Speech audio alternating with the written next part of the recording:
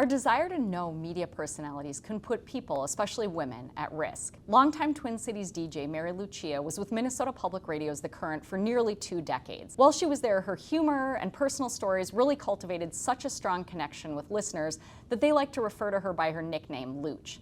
But Mary's authenticity is also what led one of these listeners to barrage her with threatening letters, disgusting phone messages, and even terrifying visits to her home. Mary has a new memoir out recently that describes her experience being stalked after Mary started receiving disturbing messages and packages, including 10 pounds of raw meat.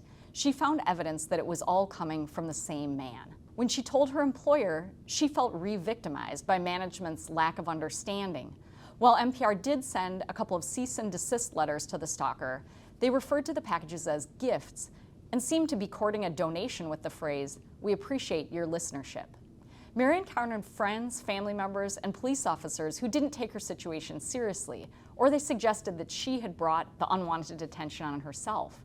Even her own mother suggested that she lighten up about a stalker who was suggesting that he poison her dogs or sexually assault her. The man was eventually convicted of stalking and making terroristic threats. After a few months in jail, the stalker targeted Mary's colleague, DJ Jade Tittle. He started coming to Jade's home on a near-daily basis, under the delusion that she was his girlfriend, before he was finally convicted of stalking and spent a few months in jail. While Mary and Jade's stalker was especially abusive and relentless, additional reporting that I did showed that gender-based harassment from audiences is nearly ubiquitous among female broadcasters in radio and TV in Minnesota and beyond. And it's also increasing now that on-air personalities are expected to grow audiences on social media and at public events. Female broadcasters tend not to talk about the sexually explicit and violent messages they receive due to shame or concern about their professional prospects or their safety. Mary and Jade's stalker has cycled in and out of the criminal justice system for the better part of a decade,